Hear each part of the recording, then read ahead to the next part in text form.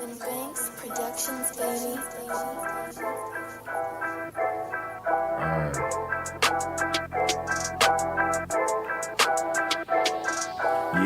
it's the underground, it's the underground, it's the underground, it's the underground. You better pass, you better run, and that's your ass. Boy, you done. It's the underground, it's the underground, yeah, it's the underground, it's the underground. You better pass, you better run, and that's your ass. Boy, you done. Move the sticks, first down. You better not step out of bounds. You don't really want it, but you really need it. It's the underground, man, we undefeated. Michael Jackson couldn't beat it, fourth down, couldn't reach it, man, your squad about to lose it. Go ahead and face the music, flip a coin, you still lost. Pay the cost to beat the bars, turn your motherfucking lights off. Yeah, CTE, these niggas can't see me. Got your head fucked up, got the game locked up, and it's over for your ass. Fourth down, you better pass. You know what it is, you ain't gotta ask. It's the underground, it's the underground, it's the underground, yeah, it's the underground. You better pass, you better run, and that's your ass. Boy, you done.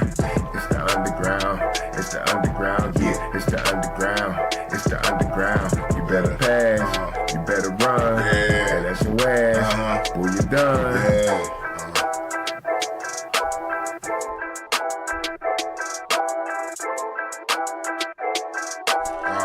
Yeah, you know what it is. Underground Sports Show, baby. You know what it is, baby. It's your host, your boy, Filthy Rich, in the motherfucking underground, baby. Underground Sports Show. We live. Calling to the show, 412-407-2744. 2744. Ow, talk your sports, talk your shit. That's what we do, baby. It's the Underground Sports Show. You know what I mean? You know what I mean? We in the house Friday night. I don't know if you in the bar, at the bar, in the car. But I'm at where I'm at, man. I'm in the studio, Underground Sports Studio. You know what I'm saying? Doing this for a little while, man. I appreciate all the people that have subscribed. But we need some more of them. I need all the people that hit the like button. But we need some more of them. We need a whole bunch more of them. You know what I'm saying? So hit the like button for your boy, man. Once again, it's your host, Filthy Rich. Appreciate y'all watching the show. Hey, I need y'all to hit the like button, man. So I ain't got to keep. If you hit the like button, it helps me spread out, man. Spread out to the rest of the world. Right now, I'm feeling real local. And I need you to be popping up I need me to be popping up on people's YouTube page. You know what I'm saying? The more likes you get, the more YouTube's going to broadcast you to other people. So I'm asking you, man, when you watch the video, you click on the video, even if you don't watch the whole video, shit, even if you don't like it, man, I'm taking it as a donation just to hit the like button, spread me out to somebody else that might like it too. Because here on the Underground Sports Show, man, look here, this is the vibe, man. We live. I talk sports, I talk shit. You call into the show, leave a comment, do the same thing. You know what I'm saying? Usually I'm hitting you up with a lot of NFL, a lot of current events in sports, either anyway. Of course, you know, in the season, off the season, I'm here, man. So let's get into it, man. Shoot, it's Friday night. It's March. Of course, we got March Madness going on. Sweet 16, by the way. Let's check out these brackets here, man. Michigan, I just got done watching that. That's what took me a while to come on. Once again, man, I'm always on this late. So if you're catching me, hit the like button. If not, you catch me in the morning, do the same thing. Leave a comment instead of calling in. It is what it is, man. Looking for a little bit of participation. If not, I'll run my mouth all day. That's cool with me, too. Y'all must be saying everything I'm saying is right. You don't call in and challenge me. I must know what I'm talking about. You don't even need to say nothing, do you? But anyway, Auburn just got done beating Michigan. And And Ole Miss lost to Michigan State earlier. Good game though, 73-70.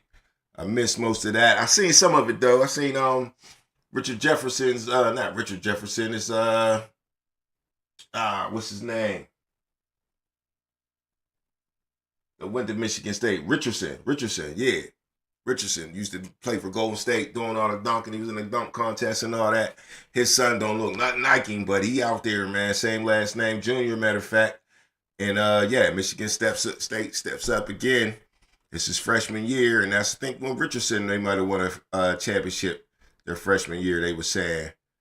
Florida handles Maryland, and Texas Tech handles Arkansas. So Arkansas definitely takes that L. They were the Cinderella team, man. Everybody was hoping for them to keep winning. Calipari, great coach, but looks like Texas Tech was too much.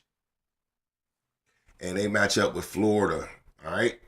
So on the other end, Tennessee handles their business against Kentucky in an SEC battle. I was watching that. And yeah, man, Tennessee was what they was all year. I like Tennessee. There's a reason they're number 2 seed. They're really good. Houston still playing Purdue right now. Let's get us a score.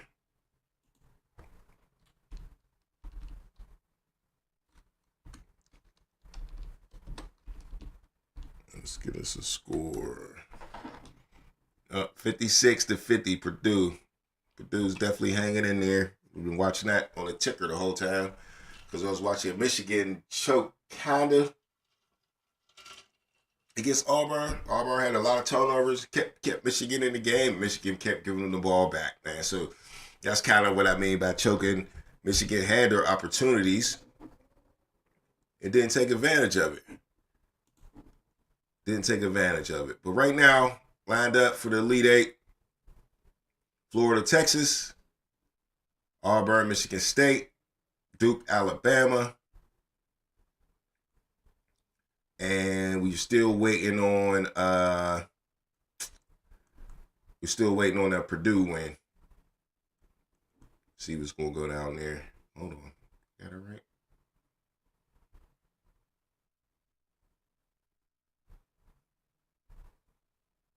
Yeah, I got it right. So yeah, still waiting on that Purdue win. All right, that's pretty much it. College hoops.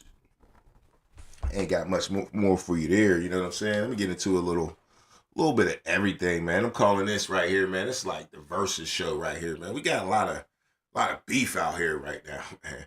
A lot of beef in the sports world. I don't know if there ain't nothing else to do or sports is boring right now, but everybody's getting into it. And so I got 2 beefs I want to get into. And then the third beef I kind of want to get into. It ain't a beef, it's more of still a versus though. It's like ask you, what would you do in a situation? All right. So another thing, baseball opened up the other day. Weather wasn't too great, but hey, it's the springtime. That's what happens. Get some odd weather. But baseball's back if anybody give a damn. I mean, Pirates probably going to do this again. But we'll see. We'll see what Paul Skeens can do. He was definitely striking cats out. I need to get back and look on that rookie card to see how that went down. I know the young boy got it. See if any news came out about if he sold it or anything like that. But I'm going to start the show out with this one, man. Answer y'all this question, all right? So it seems like Cam Ward is going to be the number 1 pick in the draft. Now, reason I say that is because, everybody's been saying it, mock drafts, so really don't pay attention to all of that. But I did see how they went down to his pro day, said he had a great pro day. But before the pro day even happened on Sunday, the Tennessee Titans, first of all, they said they brought the whole shebang down there. Every coach, every scout, every YouTuber, employee they got that, their social media dudes and all that. Everybody came. The whole film crew. To film it like it was, they wanted to remember this. They wanted to make a documentary about it, So they made it a big deal. And the night before the pro day, they took him to dinner. Now, that don't mean much, you know what I'm saying? Dinner, just because you took a man to dinner don't automatically mean he said the right things at dinner, but, you know, they definitely rolled out the red carpet for the man. Kind of seemed, they can pick him if they want to, no matter what, if they talk to him or not. So it ain't really like, they try to impress him to be like, hey, come play for us. You ain't got to do that. So they're not really, when they take him to dinner, they're not, trying to impress him and recruit him. They're probing him. They want to see what he say. I'm not taking you to dinner and just going to sit there and let you, I'm not going to take you to dinner because I think you're hungry. I'm taking you to dinner because we're going to talk. So anyway, Cam Ward should be the number one pick. That's what it seemed like it's leading to. But me personally, I'm on record. I've said it a million times. Anybody that know me know what I'm going to say about who should be the first pick in the draft. And it should definitely be Travis Hunter. That's just how I feel. Now, which position Travis Hunter should play and all that, that's a whole different topic. We can get into that too. And definitely probably will. But the thing is, and my question to y'all is, if Cam Ward is selected number one, that leaves Cleveland with the next pick, and they have the choice. Do you draft Abdul Carter and put him on the other side of Myles Garrett? Usually a first-round draft pick, got a 4-year to 5-year contract. Myles Garrett just got a 4-year contract. One of the highest paid players in football. That's going to be a match for the next 4 years. Or do you pick Travis Hunter and put him on the other side of Jerry Jeudy, your Pro Bowl wide receiver, who's already your number one wide receiver? Now, the reason I'm talking offense is because I just think Cleveland needs a little more offense than they need defense. Now, I know somebody's saying, too, like, well, if you need offense, you got Kenny Pickett, you got Sean Watson, and ain't shit. Why don't you just pick Shador? But to me, that's maybe not what's going to happen. And because Travis Hunter is the best player in football. There's no guarantees for Shador. Another reason it might happen. Would you want your son? You think Dion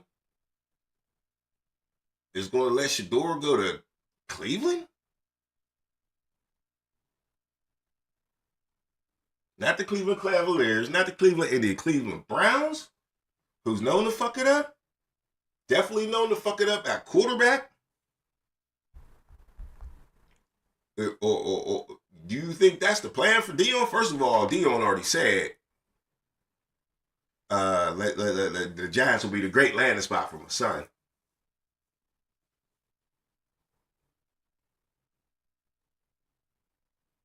Shador already wore Giant shoes to the what was it? It was to the bowl game that he played in. He didn't wear them in the game, but he wore them in pregame. Giants cleats.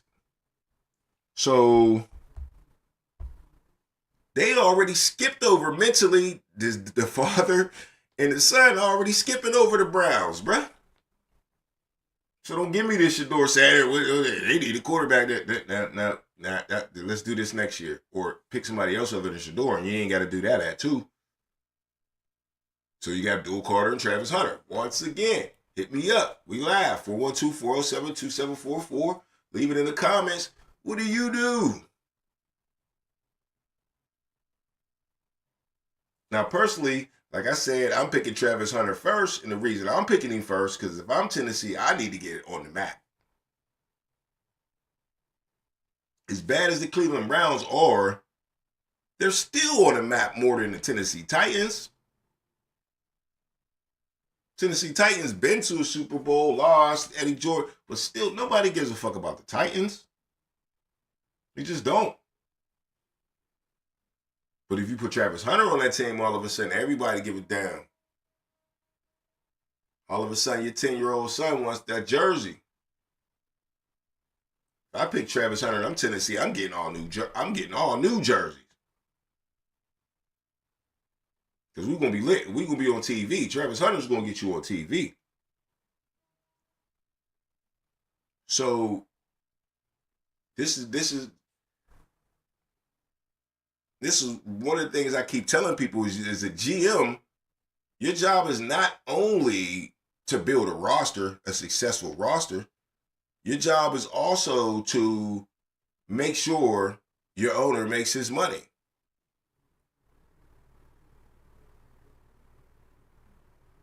And see, that's what Jerry Jones does on both sides. He's the owner and he's the GM.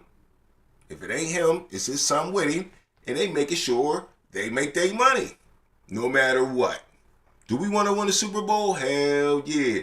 But we want our cheese too. We want our cheese every year. Because we already know we're not going to win the Super Bowl every year. That's unrealistic. It's unrealistic. But I can make some cheese every motherfucking year. If I can be exciting and on TV, I can make some cheese. My brand is crazy. So what's the smart move? Abdul Carter, who's one of the best pass rushers, look like college football every seen. Maybe he's going to be that unique. I mean, he's coming off of an injury a little bit though. But he's highly sought after, highly talked about. Wore number 11 at Penn State, you just don't get that number. And if you look at the highlights, you know, he's looking smooth. It's gonna be a learning curve, but he's only you gonna be able to put him on the other side of Myles Garrett. You got to double Myles Garrett, and you can't double them both.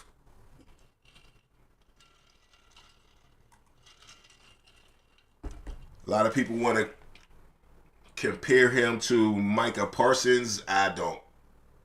Same number, same school, almost the same position. But I think Micah does a little more. Definitely stronger than him. And I don't know who's quicker. I'm going to call that even. So, but if you want to say it's like putting Micah Parsons on the other side of Myles Garrett, you could say that a little bit. You could say that a little bit. But like I said, my question to you, what's the smart move, man, by the Browns? What's the smart move, man? Personally, like I said, I gotta go Travis Hunter. It's hard to beat.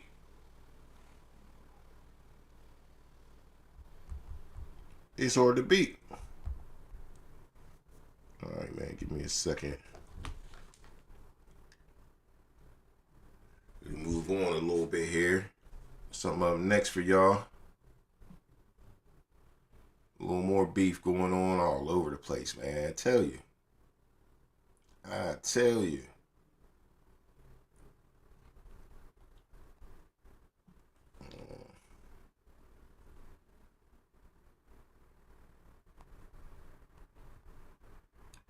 But yeah, up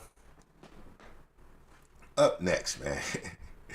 Speaking of beef, that wasn't a real beef. You know, Abdul Carter and Travis Hunter don't got no beef together, of course. That's not the issue. But who do got some real beef, and I'm sure y'all are heard the stories all week. I just want to know y'all opinion. Let you know mine. Stephen A. Smith versus LeBron James. Who thought it would come to this? Like, really? Who thinks these two have taken it too far? Who thinks that? Because I roughly do. By the time I explain it to y'all, I'll tell you how I all the way feel. If I really truly feel they both took it too far, but the whole thing is probably went too far at this point. All right.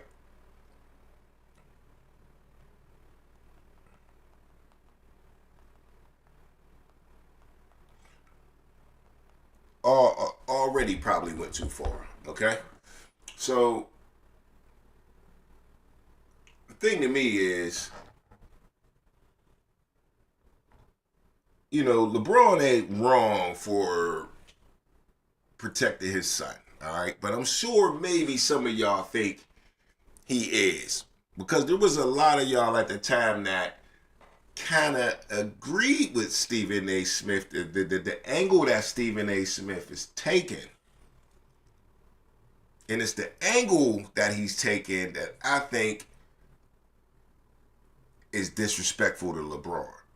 And that's why he got checked. We all know the story, right? Step to him, you know, Stephen A. Smith said what he said. LeBron checked him at the game in the middle of the game. Third quarter, timeout. As soon as he seen him, basically, it was on site. So that tells you right there how LeBron was feeling. He was like, it's on site, bro. When I see you, I'm saying what I got to say. If he wasn't LeBron James, maybe he would have did more than even what he did. You know what I'm saying? But it wasn't worth nothing more than to talk about it. Now, if you react to it, then hey. And that's what Stephen A. said too. Like, hey, you know, he'd have swung on me, I'd have swung on him. Yeah, that's called a fight. You wasn't going to get for with that. But I mean, okay. We knew that already. What did you need to come out and say that for? You just wanted to keep stirring the pot, right? So, you know, I just feel like they both kind of stirred the pot in a way, but at the initially, LeBron just wasn't wrong, man. You know what I'm saying? Stephen A. Smith got some stuff to show y'all, man. Stephen A. Smith kind of like wilding because he took it to a whole another level right here, man. And I don't know if y'all see this, but I'm going to show it to you real quick. It's a little long-winded, but you know, we all know LeBron also went on the Pat McAfee show, and briefly explained how he felt. So I'm gonna show a little bit of that, and then we'll get into, you know, Stephen Smith's reaction to that. All right, here we go. Which leads obviously to you and Stephen A. Hey, legit, that feels like a moment that had been brewing for a long time. He's like on a Taylor Swift tour run right now. Oh yeah, we're watching it. This for the door. So LeBron goes stir the pot too, right? And as soon as you mention him, you call him Taylor Swift, or you calling him a female, and you like basically you know following me around like she follows Travis Hunter around, right? Getting all the attention instead of the person that's supposed to get the attention. That's what he said. But he's definitely stirring the pot going on Pat McAfee from the door, right? The show that come on right after his on Stephen A. Smith's channel, you know, giving Pat McAfee the pub. I guess that's what LeBron's trying to do. I guess that's we're all seeing. Oh yeah. You're tell me if I'm wrong. seeing it as well. No, he literally, it started off with, I didn't want to address it. Yeah, sure. I didn't want to address it. I wasn't going to address it. But since the video came out, I feel the need to address it.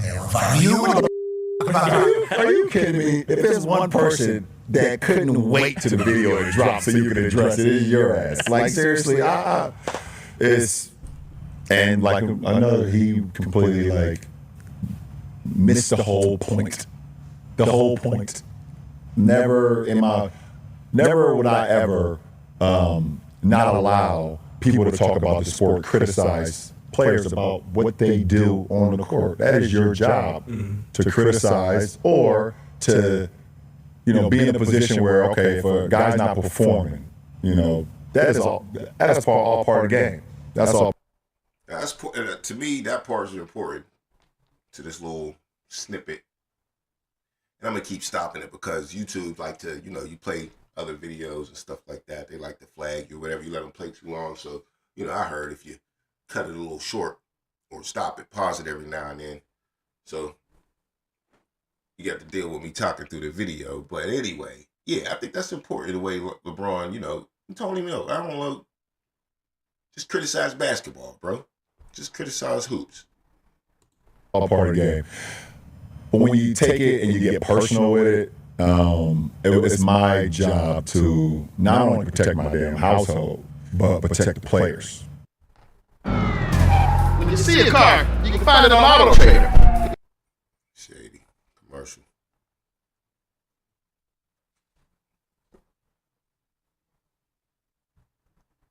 Shady. All right.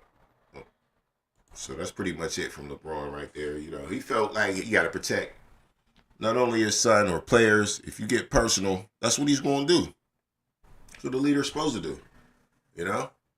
This time you talked about my son. And that's kind of fair game. But then you start talking about me, low-key. But what a time. What's going on, everyone? Welcome to First Take. Thank you for being with us. That is Stephen A. Smith. I'm Molly Karam. Stephen A., in case you didn't know, P-Mac sat down with LeBron for an hour plus, obviously addressed a lot of stuff. And I'm assuming you'd also like to address some things. Oh, I got some things to address. Number one, congratulations to Pat oh, he's going to have a few. McAfee. First of all, anybody would have gotten that interview. I take no issue with the job that Pat McAfee did. Having LeBron James on the show, anybody would have done that. The questions that he asked was more than appropriate. Outstanding job by him and his team. No doubt about that. Now, something quick I want to say. Both of these dudes got a lot of haters, though. LeBron and Stephen A. Both successful at the tippy top of their platform, at their job, at what they do, at the tippy top. You know what I mean? So that's kind of where the beef a little bit come from. But, y'all tell me, man. And some of y'all, it might be, most of y'all probably don't like neither one of these dudes, man. Let's go. Let's get to LeBron James. So LeBron James decides who really, outside of his crew, doesn't really have any friends in media. Suddenly, he's going to be in Indianapolis, driving into the country and go and do a show that comes on immediately after First Take. Clearly, they were looking at it and they used the Steve Nash, the upcoming Mind Your Game podcast with Steve Nash to disguise what his real agenda was, which was to address me. Because he continues to lie to the world about what I said and who I was pointing the finger at. Remember that part. He said he lied. All right? He said he lied. To regurgitate an obvious point, when I talked about Bronny James early in the season and I highlighted the fact that at that particular moment in time he simply was not ready, I was calling out LeBron James. LeBron James never addresses that with anybody. For some reason, no one ever asked him about that. Wasn't it you who said that Bronny James was better than some players in the NBA right now before he was even drafted? So what you supposed to say about your son? Wasn't it you who said, if you want me, draft my son? Because you wanted to play with your son for 1 year? Wasn't it you who literally circumvented meritocracy within the National Basketball Association and got the entire media world in the NBA and, of course, the Lakers organization to buy in on that? LeBron James did all of that. That is the person I was talking about as a father. Not the father in Brentwood or Bel Air or wherever else he has homes. Now, look. When he says that part right there, it makes me think like, okay, I'm going to just talk about you and how you raised your son or showed him through the basketball league or got him a job or whatever. Well, you know, a lot of people criticize this other dude too, man. LeVar Ball, right? I remember LeVar Ball. He had his 15 minutes of hot fame, you know what I'm saying? And took advantage of every minute of it and hyped his sons up to the fullest, you know what I'm saying? Now, his sons is a little different because they was like famous on the internet before their dad even started running his mouth. But Bronny wasn't that bad either. I mean, if you want to find Bronny, you could find Bronny, you know what I'm saying? He could hoop. People acted like Bronny was just like, couldn't dribble. Would just be shooting bricks all day like you're better than dude. Like, no, he can hoop. He's already proven that. Hit him up for like 52. G League, y'all tell you, oh, you in the G League. G League ain't no chumps. You go out there with them G League dudes. As soon as you step on the court, they're going to be looking like the monsters. The monsters from the Space Jam on your ass. But anyway, let's see what else more Stephen A. Smith got to say. I'm talking about the father that shows up at crypto.com arena. And like I said, LeVar Ball talked his boys into certain positions, and his boys have succeeded. What are you supposed to do as a father? They criticized him too, that he was doing too much, putting them in this position, and he said, "No, man. I mean, my son can handle it. He'll be all right.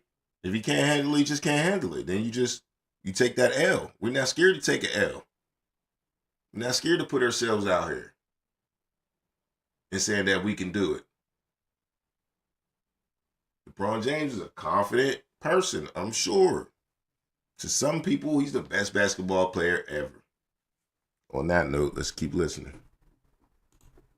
Last time I checked, Bronny James is a professional basketball player. LeBron James went on national television yesterday and lied. He said that I have no problem with you talking about the game.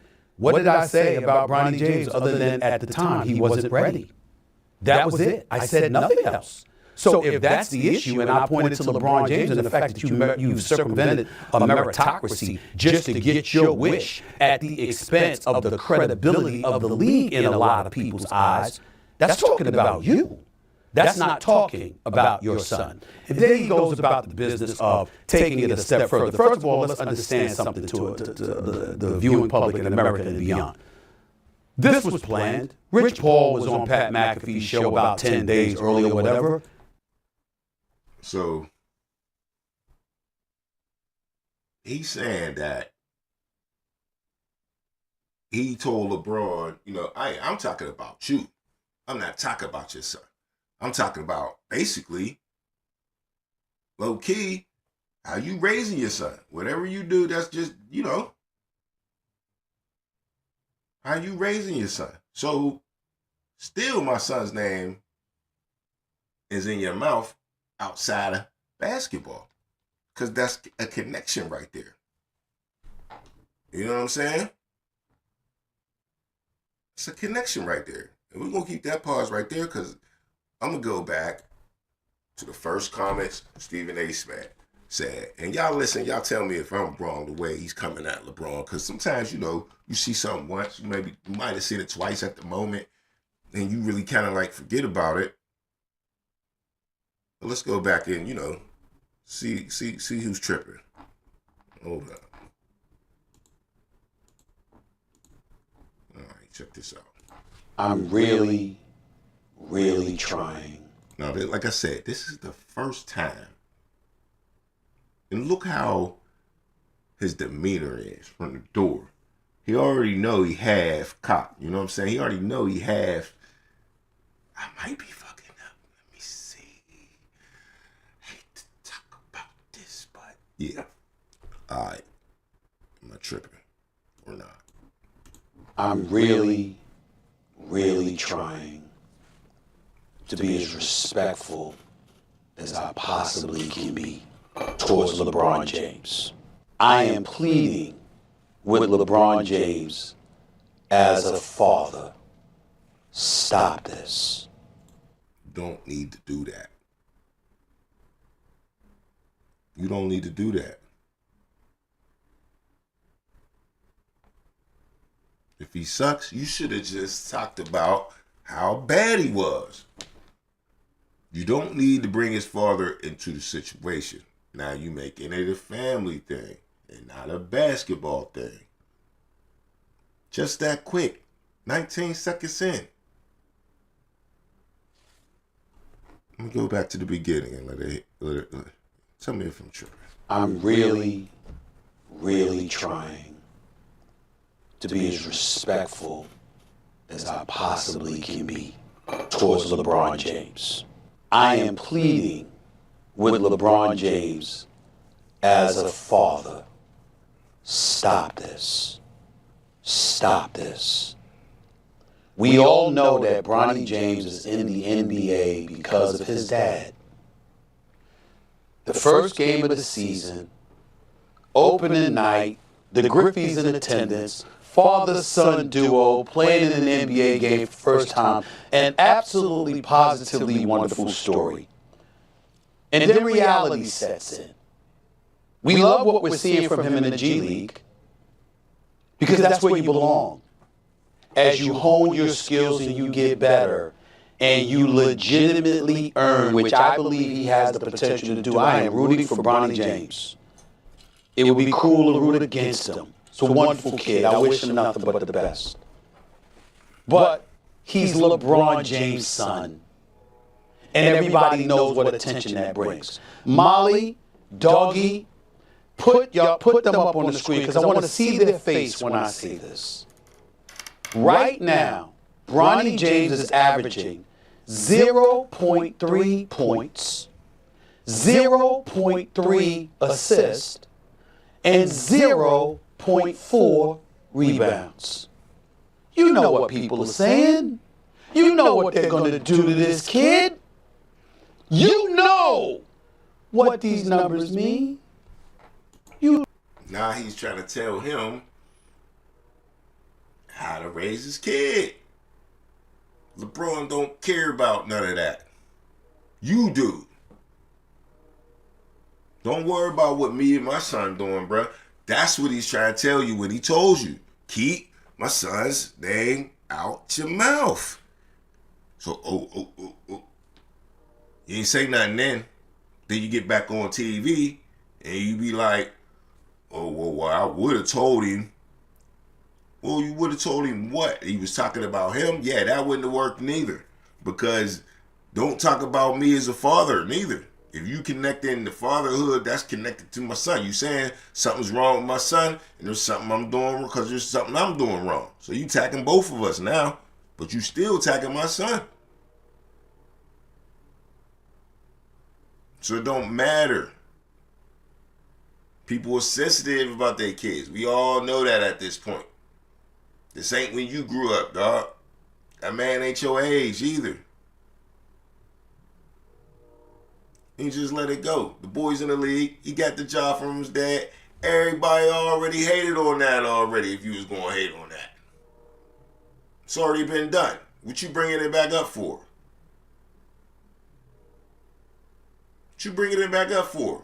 They threw the man in the game for 15 minutes, like, out of nowhere. Like, what was he supposed to do? I mean, but then he comes back and scores 17, and you got to apologize and shit. Ooh, my bad. I ain't see none of, yeah.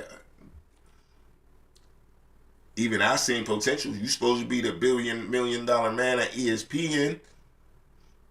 I been thought Bronny James was all right. I could see a little bit in him. He's probably nervous and shook. The situation you talking about got him maybe a little fucked up, but his dad don't care. Just like LeVar Ball didn't care. Make it, son. This is the attitude you gotta have, son. I'm trying to install it in you. Because you gonna see your son fail and drop, yeah, but I'm not gonna give up on my son, and neither is LeBron. He's not gonna submit to that. He's not gonna do it. Especially at this young age. Why should he quit now? The man is right there at the cusp. How many points did he score the other day in the G League? 30-something? Or was it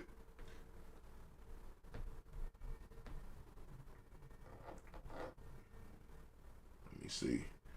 Scored something. How many points did Bronny score at G League the other day? Talking to Google and shit. 39. Yeah, I'm right. 39. Let's listen to this dude finish up. Yeah, I mean, it's G League, but You know what it's going to do to your son, to people who are missing out on opportunities, that are busting their tail on other NBA teams in the G League, in Europe, and everywhere else, what kind of opportunity they're starving for. You're exposing your son like this? yeah, dog, like going too far early. That's what I said. I'm not trying to be disrespectful in any way. I'm simply saying, to have that moment. That's what they always say when they ain't trying to disrespect you, or I ain't trying to. Anytime a motherfucker say some shit like that, there might be one out of 10, 2 out of 10 times somebody say something like that and they really mean it. But most of the time, someone say, I ain't trying to, but hit you with that but, or On game one of the NBA season, it is one thing.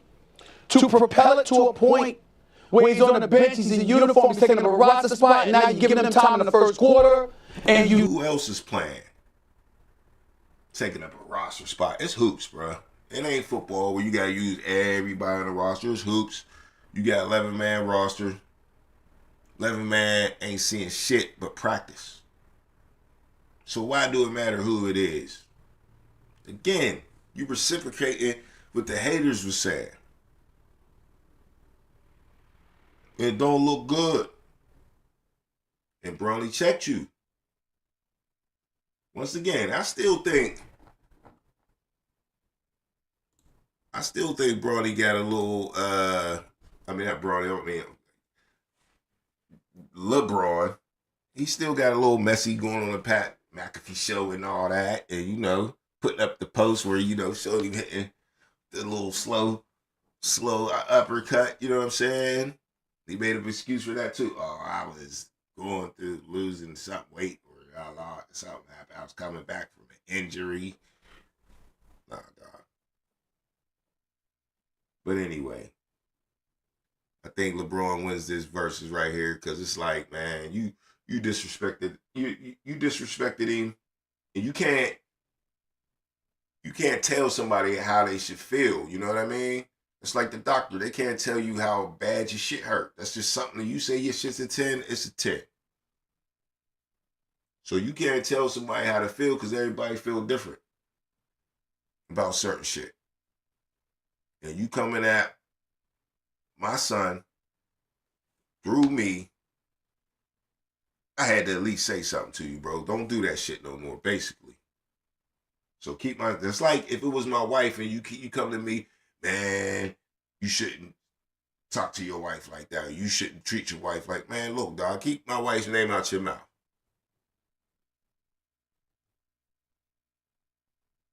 Keep my wife's name out your mouth. And the funny part about that is that's what Stephen A. Smith had a reaction to it. Said like it felt like it was about to be Will Smith versus Chris Rock. You know who he was? He said he's feeling like he's Chris Rock. Like the big dude about to just slap me for no reason.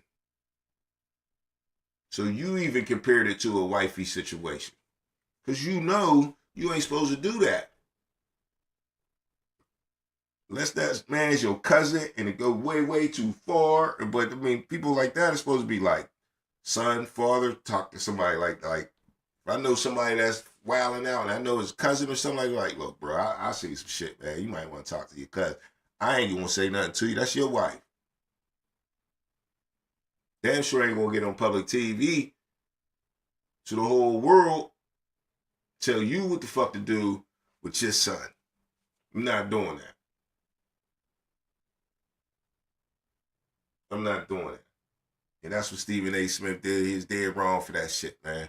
And now, he want to go back and forth with LeBron. He doing it for the views. That's his job. He got his own podcast. I respected him, though, for coming back. And he definitely had a show where he he big up Bronny for scoring them 17 points the other day. Let me see if I can find that. I think I at least got some audio on that one. Yep, there we go.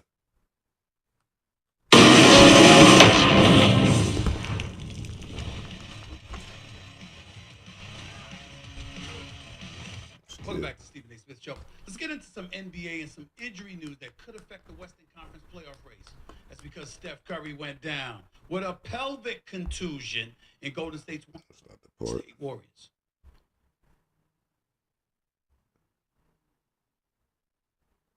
Basketball, and most people know.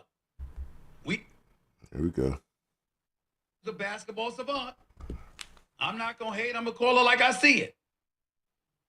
LeBron is a basketball savant. He has forgotten more basketball than most people know. We ain't got to like each other or ever talk to each other in life for me to admit that. Got to give respect where it's due. But I want to use it as a reminder that the same dude that his daddy approached courtside is the same dude that said, I thought that he had this potential. I just didn't think it would be this season. That motherfucker backpedaling like prime time, yo. What'd he say? Let's go. I give respect where it's due. But I want to use it as a reminder that the same dude that his daddy approached courtside is the same dude that said, I thought that he had this potential. I just didn't think it would be this season. See, I was never of the mind. That's still an overreaction, bruh. It's just still one game. Now you saying this dude got it. Now you try to dry apologize and shit.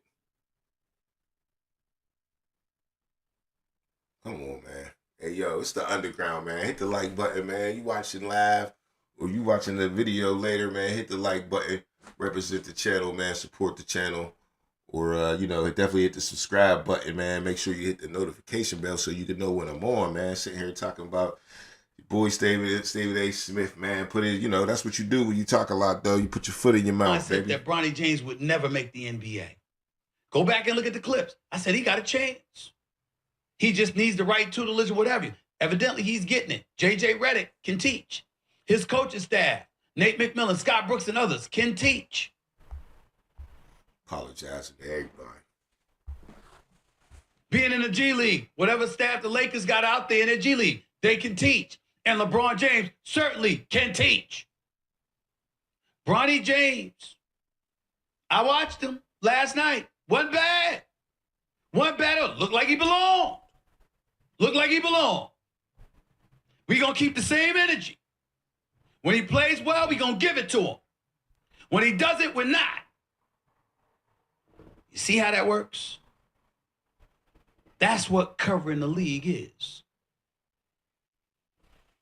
It's merit. Mm-hmm. What you see is what you see. Bronny James looked good last night. Can't deny it. Got to give a brother love. Wish him nothing but the best. Ain't nobody rooting against him. Kid got potential. By the way, there's some article on him in the Athletic interview.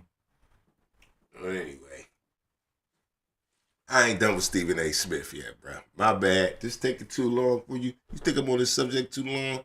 Wait till you see the rest of this shit. Cause I mean, you might have seen it already too. Still, man, I thought it was like, it was a little out of pocket, man. Let's get into it. Let me see. Rich Paul, for everybody that knows, is the man, the founder of Clutch Sports. He's a strategic thinker. He didn't go there by accident. You're there talking with Pat McAfee, and the next thing you know, within 2 weeks, after obviously a negotiation took place, LeBron James was on it. We know a negotiation took place because we understand that since LeBron had uninterrupted, or whatever the hell it was called, he's been about control. He's been about making sure that things are his way. us as the media members know it because of how his behavior has changed since he's had 13, although he had 15 years. He only came back for the final 2 years as the greatest of great director, great producer, great host, great basketball player, great leader. I mean, my God, I have done everything but put diapers and a bib on this brother. So that's when he talked about, basically, he was saying right there how he done promoted LeBron all day, you know what I'm saying? And, you know, set him up for the diss move right But it ain't enough. Because one thing matters to him and one thing only, and that's him being recognized as the greatest of all times. Well, damn. Is he right, though? I know there's a LeBron hater somewhere. Is he right? I mean, I like LeBron. That don't mean he can't be right. You know what I'm saying? But should he be? But, you know, don't you expect a basketball player to obsess with being the best? Who's going to say they're not better than somebody, dog? So, you know, all this that you saying still don't matter, but all that matters, what it really shows is that you just can't accept that you was wrong, bro. And you just got to keep doubling down. And then you just went hard to where it's like any relationship y'all might have had professionally is gone, bro.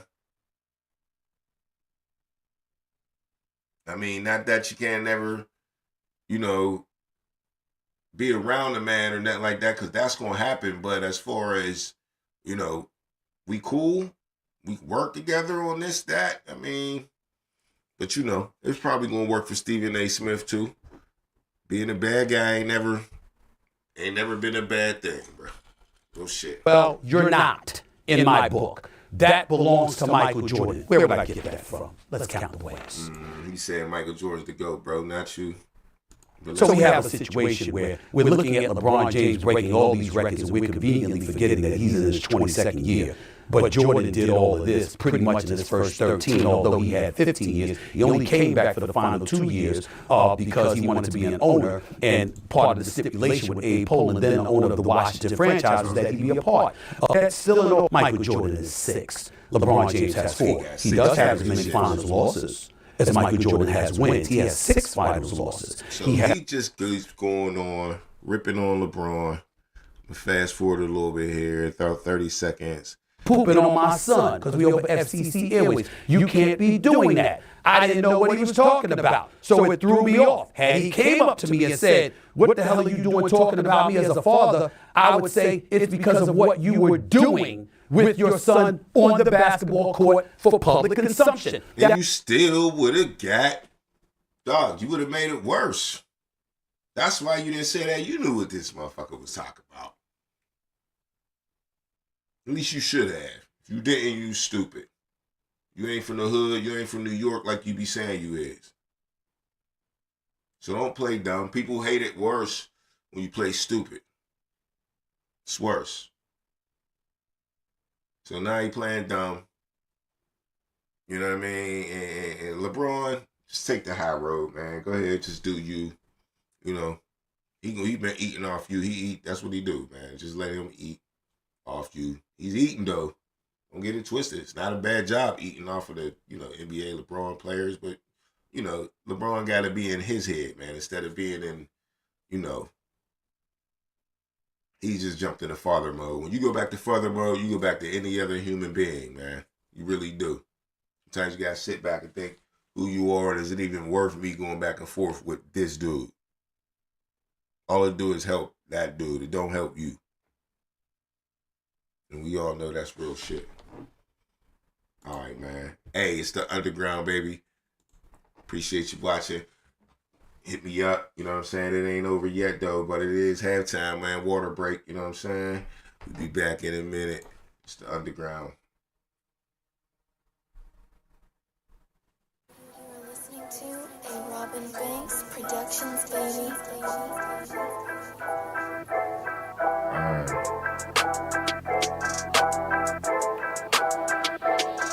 Yeah, it's the underground, it's the underground, it's the underground, it's the underground. You better pass, you better run, and that's your ass, boy, you done. It's the underground, it's It's the underground, yeah, it's the underground. It's the underground. You better pass, you better run, and that's your ass. Boy, you done. Move the sticks, first down. You better not step out of bounds. You don't really want it, but you really need it. It's the underground, man, we undefeated. Michael Jackson couldn't beat it, fourth down, couldn't reach it, man, your squad about to lose it. Go ahead and face the music, flip a coin, you still lost. Pay the cost to beat the balls, turn your motherfucking lights off. Yeah, CTE, these niggas can't see me. Got your head fucked up, got the game locked up, and it's over for your ass. Fourth down, you better pass. You know what it is, you ain't gotta ask. It's the underground, it's the underground, it's the underground, yeah, it's the underground. You better pass, you better run, and that's your ass. Boy, you done. It's the underground, it's the underground, yeah, it's the underground, it's the underground. You better pass, you better run, and that's your ass. Boy, you done.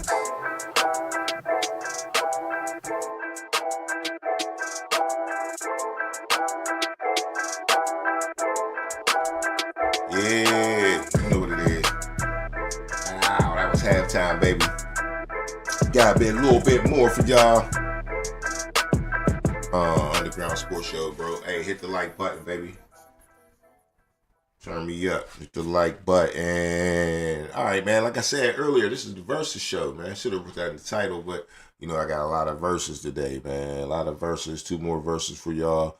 But before I get to that, man, let's get a little bit of, like, Slash Steelers news. Hit you with some Russell Wilson shit I seen. Of course, Russell Wilson picked up by the New York Giants. If you've been alive in the sports world, you already know that. 3rd pick in the draft still. Do they pick Shedeur Sanders? And for real, another question for y'all supposed to have been put up here, man. Hey, the Steelers.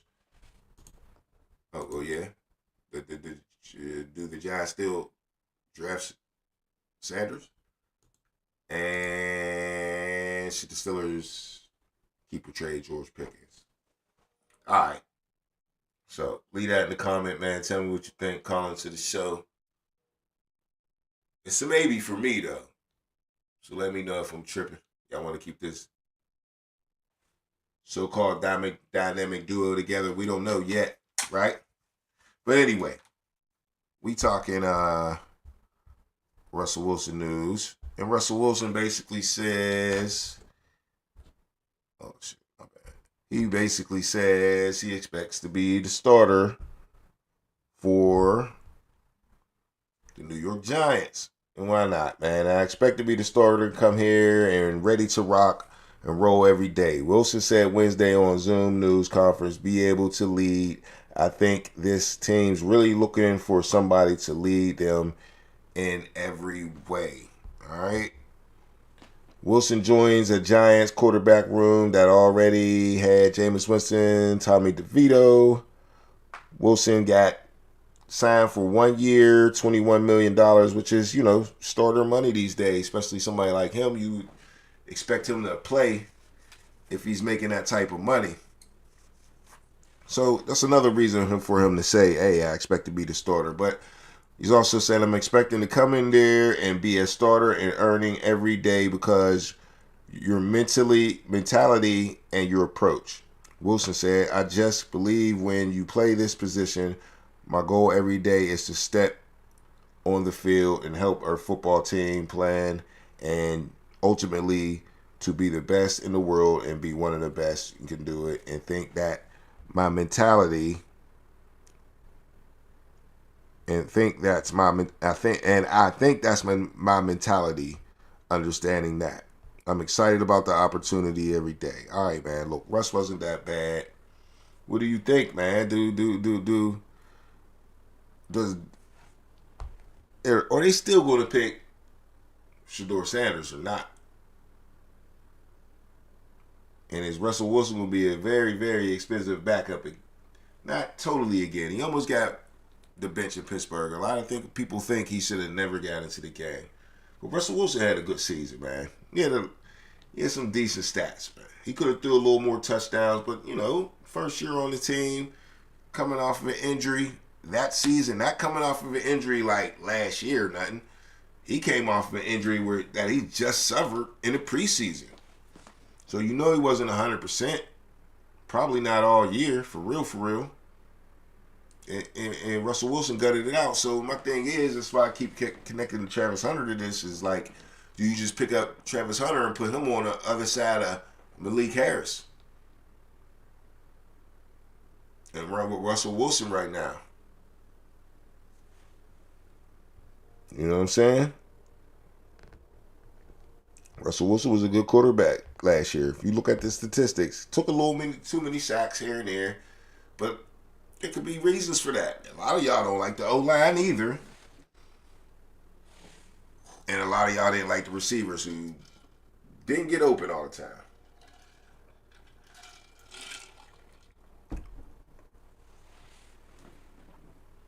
You know what I'm saying? So,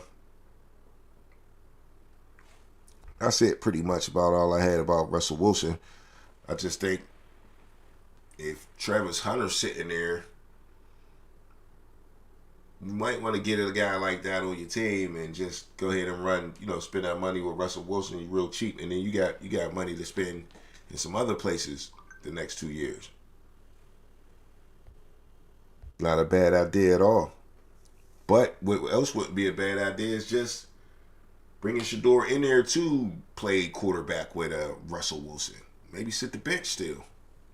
But then you miss out on Travis Hunter, which Russell Wilson is going to need some talent to excel. At his age, when you got an elderly quarterback like that, not that he still can't play, but what's the point of putting him out there without shit? You might as well just let some young boy go out there without shit. You might as well just let some young boy go out there without no squad and get beat the fuck up. Why you gonna get some old dude beat the fuck up? Get the old dude some motherfucking talent all the way around. They got Tracy Jr. at running back. He's looking good. You know what I'm saying? You got, who else you got? Malik Neighbors, I just said. They got a little slot receiver dude. I can't even think of his name. But yeah, load it up for Russell Wilson. You take Travis Hunter on the other side of the ball with the quickness. But that's just me, man. Russell Wilson expects the same, man. He expects to start. That's what he said. All right, hold up. So, a little more news, man. Let's get into this last verses real quick, man. And we get some other stuff. Actually, I got two more. Might not get into that, though, today. Might say that one. But this next verses, man, look here. Some beef going on. I think one participant don't really got nothing to do with it. Unless y'all heard something I ain't here, let me know. But Ncaa Samuels versus Deion Sanders, man. Look here, man. Who's the number one corner ever? It's an argument, man, when you look at it. Tell me you seen what I seen. Now, I don't know who started the whole thing. I got a couple little videos that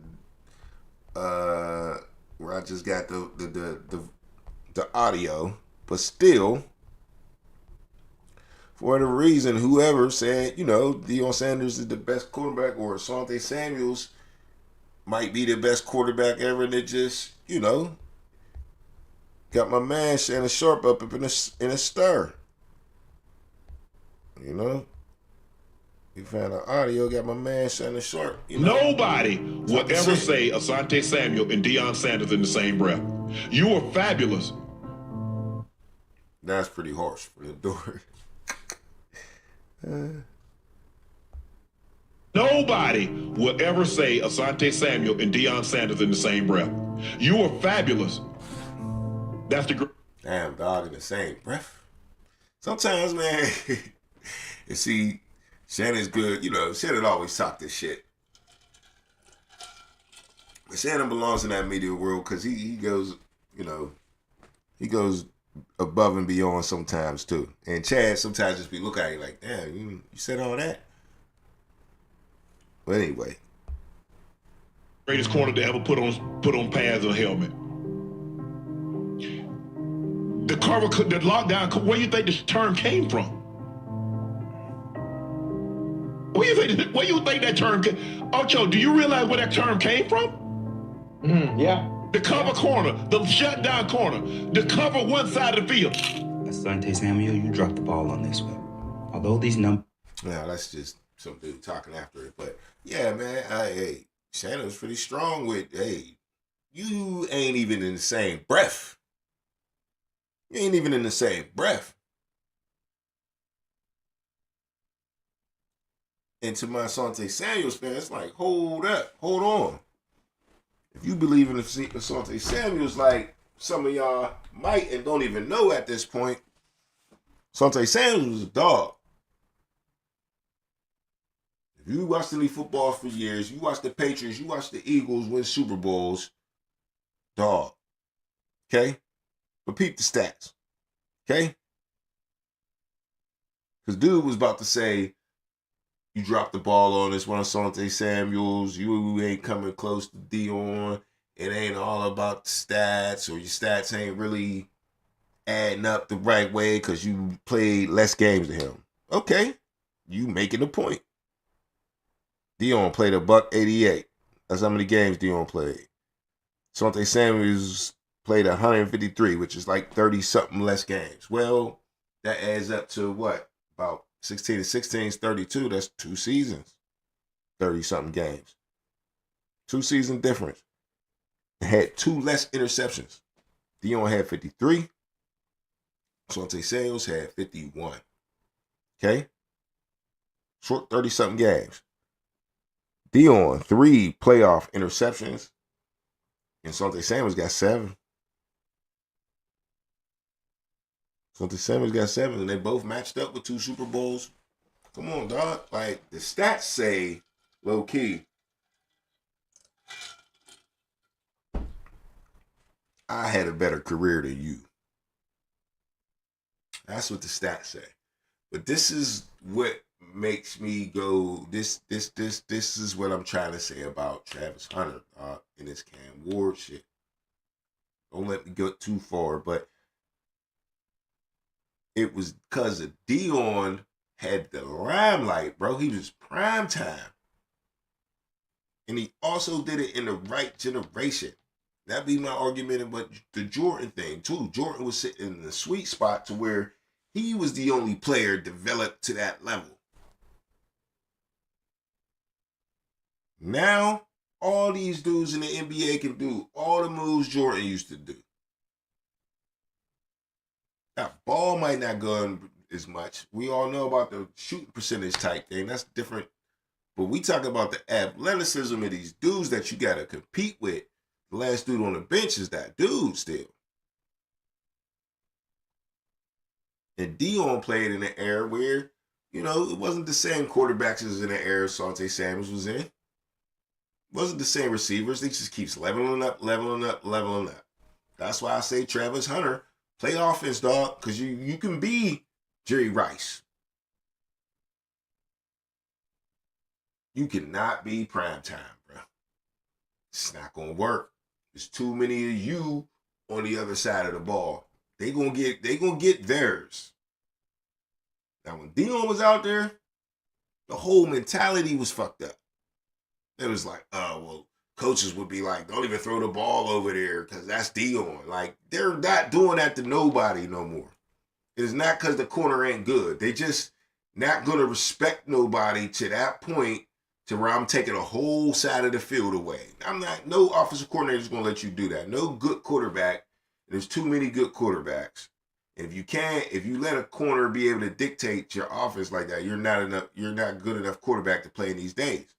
You're just not. So there's never going to be another Dion, bro. There's never going to be another prime time because he was just sitting in the sweet spot.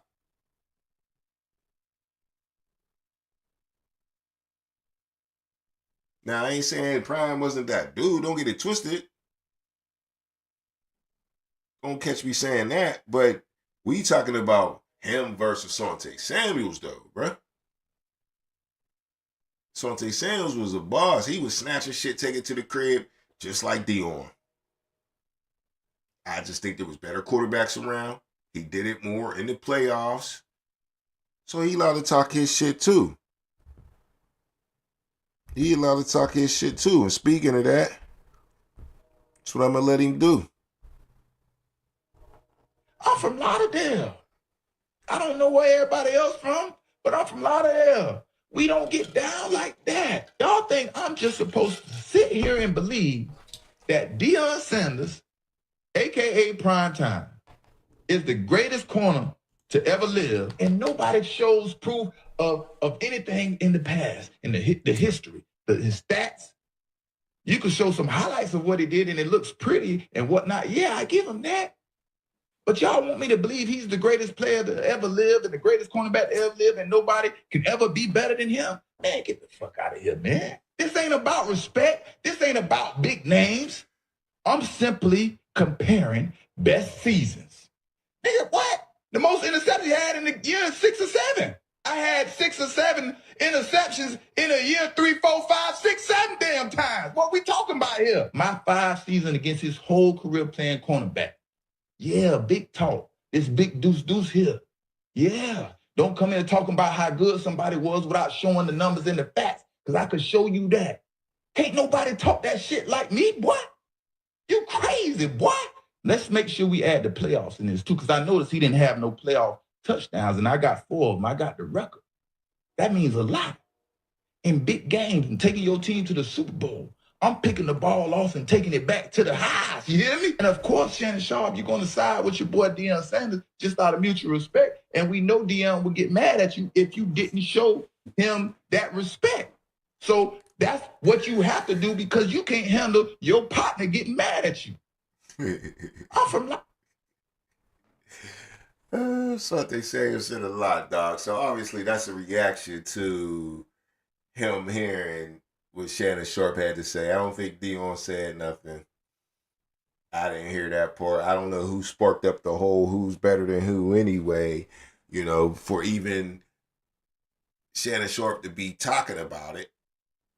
But obviously, Asante Samuels took offense to how Shannon Sharp was saying it. That's why I was putting that out earlier. Like, listen, he's kind of like, oh, he's, damn, you can't even be in the same breath, nigga. I'm for it.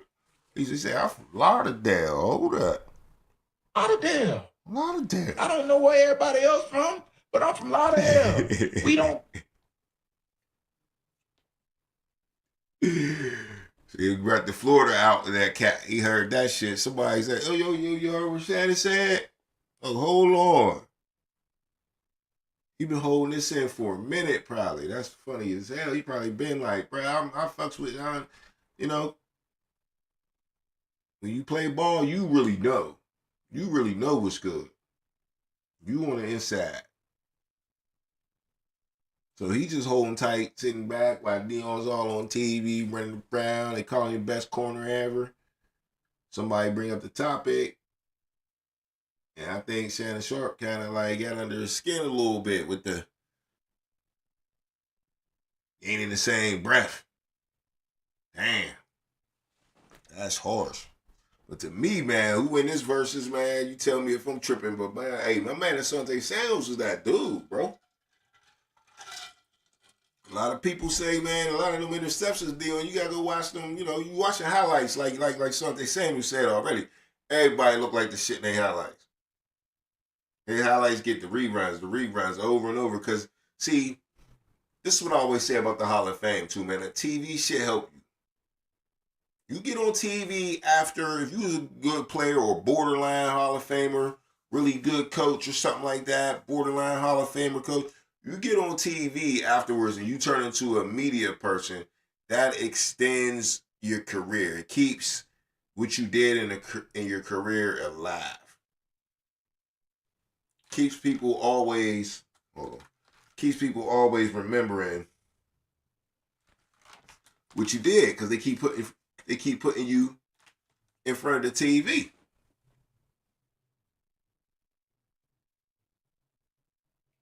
But somebody like Asante Samuels, who is not in the media or nobody's thinking about them, you just can low-key disappear.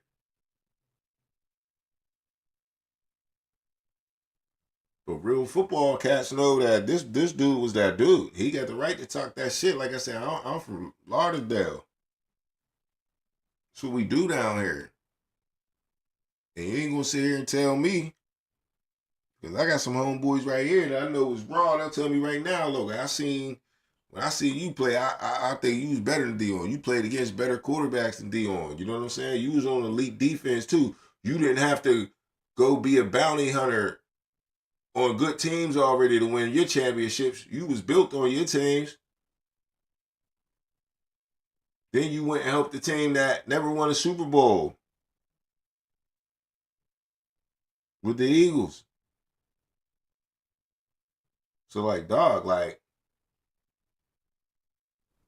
I gotta give my verses to Ncaa Samuels. Say if I'm tripping, let me know, man. I'm tripping. Hit me in the comments. 412-407-2744. You can text that number too. But when you watch this, man, definitely hit the like button, man. I need your support around here, man. To me, Ncaa Samuels is killing that verses right there. Dion's better off just being quiet and letting it go away. Somebody might realize Ncaa Samuels was that dude. Dion's always gonna be the man though. Like I said, that primetime shit, you know, your flamboyancy and all that, man, it makes you blockbuster. Makes you blockbuster. That's what I'm saying about Travis Hunter, Shador. Go get him. If you got the chance to get him, you get that. That's why the Giants might still be thinking that, man. We gonna be on TV now. Even more. Because people gonna want to see if you win or if you lose.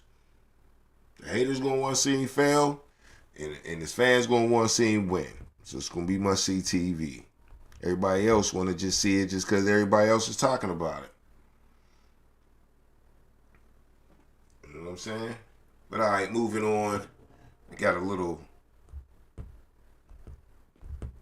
CeeDee Lamb kind of news for you, man. CeeDee Lamb, if you a fan, like I'm a fan of CeeDee Lamb, he definitely is a baller, first of all. But yeah, man, he got a certain celebration that I thought was pretty cool, man. But the NFL saying it's not cool at all. They're banning it. He's been doing it since he's been in the league, probably since he's been in Oklahoma. You probably could catch some film of him probably doing it, but it's the good old wipe your nose, first down thing he be doing. You know, wipe your nose was originated from rap culture. You know, it's a term for, you know, being a little rough with you, you know? I'm going to be a little rough. That's all I'm going to say, you know? So, NFL caught up on that, man, and they put it on the list, you know what I mean, of ban thing, rule changes that you can't do. League made a rule change this week directly targeting the Dallas Cowboys wide receiver and his signature nose wipe celebration. Now, is the NFL really targeting him? Or because he's not the only one that does it. He does it every time. So, but did they come out and say, hey, or they just, is this just Yahoo connecting it to him because he do it the most? We've definitely seen other players do it. It's a common gesture. Making the gesture will now result in a 15-yard unsportsmanlike conduct penalty as a violent gesture. Okay? Any violent gesture which shall include but not be limited, this is the rule.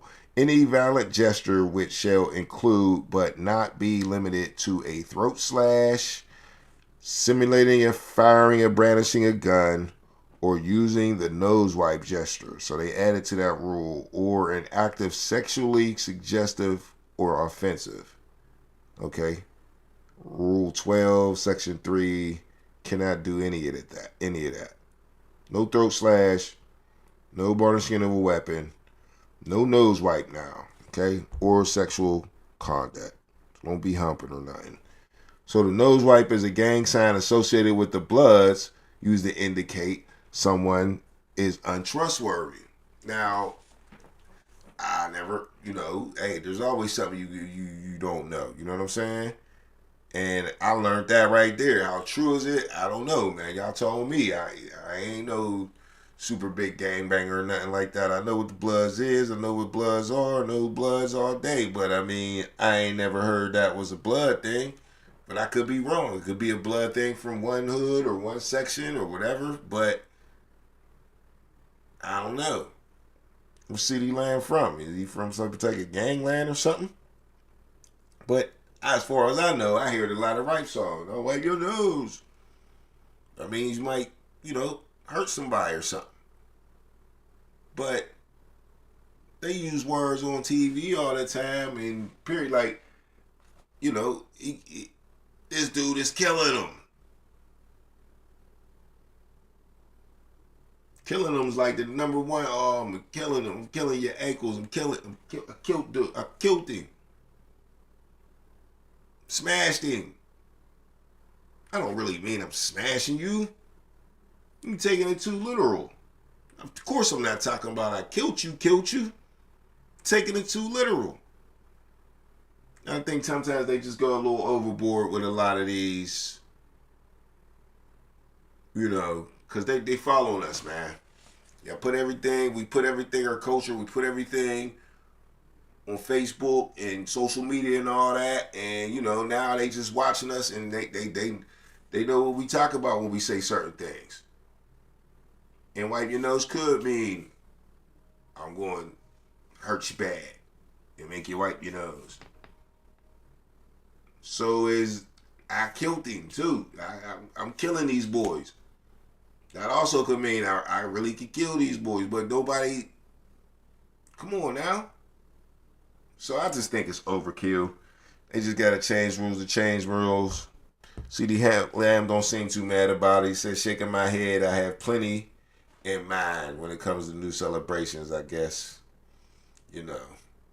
So I don't know.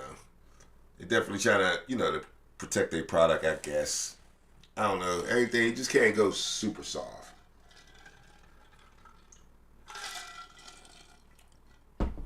So when I run somebody over, that means that we can't say run you over no more because that somebody ran people over in a car down in New Orleans weeks before the Super Bowl. Y'all remember that? He ran all them people over, right? Ran through the barriers. So when I truck you, I can't say I truck you no more. Because that's violence. That's an act of violence.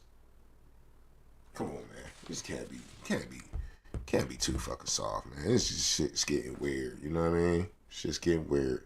But yeah, look here, man. It's a wrap for me. That's all I have for y'all, man. The NCAAs. Let's check and see who won the motherfucking game, though.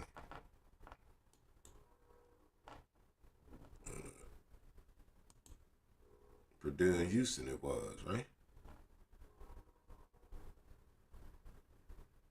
Yeah. Ooh, should have watched it. 62-60. Want to get this show out the way so I ain't see the end.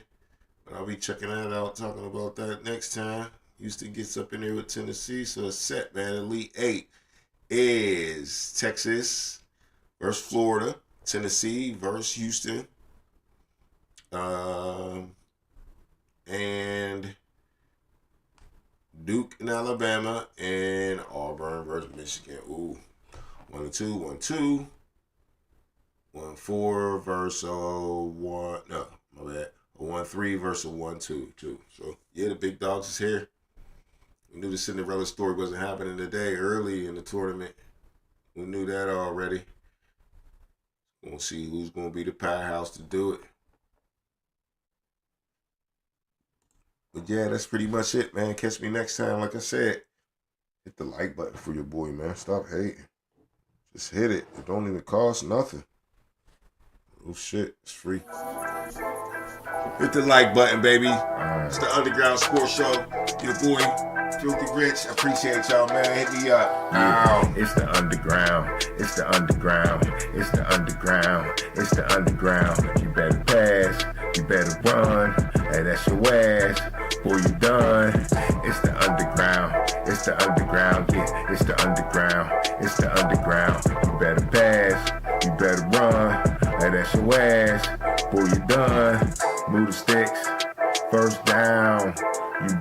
step out of bounds. You don't really want it, but you really need it. It's the underground, man, we undefeated. Michael Jackson couldn't beat it, fourth down, couldn't reach it, man, your squad about to lose it. Go ahead and face the music, flip a coin, you still lost. Pay the cost to beat the bars, turn your motherfucking lights off. Yeah, CTE, these niggas can't see me. Got your head fucked up, got the game locked up, and it's over for your ass. Fourth down, you better pass. You know what it is, you ain't gotta ask. It's the underground, it's the underground, it's the underground, yeah, it's the underground. You better pass, you better run, and that's your ass. Boy, you're done.